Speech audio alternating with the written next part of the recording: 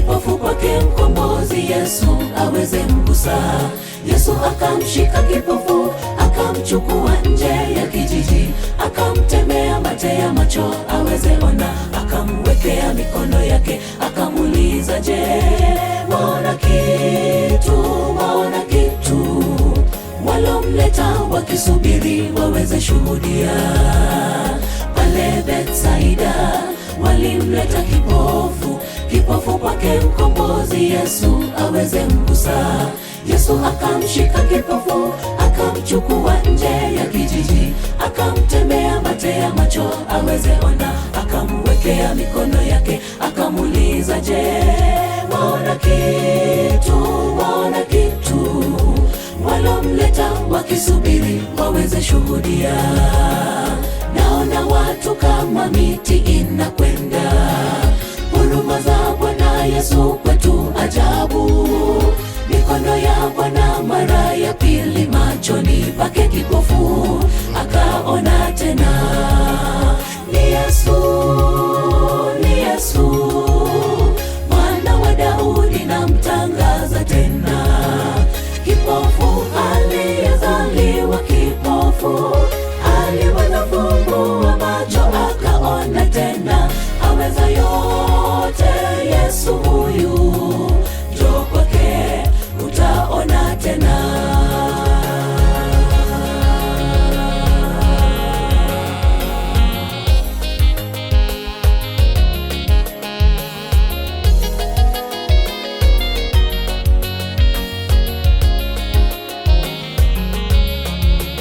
Umetambaa katika safari ya imani, moyo wako umewaza ukarudi nyuma.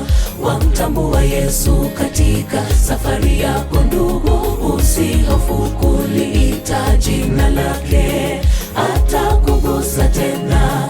Mguso wa pili utaweza ona mema katika maisha yako, utaweza ona sana.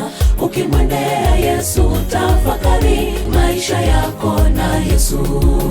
Umetambaa katika safari ya imani, moyo wako umewaza ukarudi nyuma. Wamtambua Yesu katika safari yako ndugu, usihofu kuliita jina lake, atakugusa tena. Mguso wa pili utaweza ona mema katika maisha yako, utaweza ona sana. Ukimwendea Yesu tafakari maisha yako na Yesu.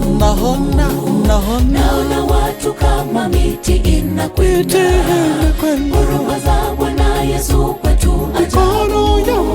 Mikono ya Bwana mara ya pili machoni pake kipofu akaona tena. Ni Yesu, ni Yesu, Mwana wa Daudi namtangaza tena. Kipofu aliyezaliwa kipofu, aliweza fungua macho akaona tena. Aweza yote Yesu huyu, njoo kwake utaona tena. Naona watu kama miti inakwenda, huruma za Bwana Yesu kwetu ajabu. Mikono ya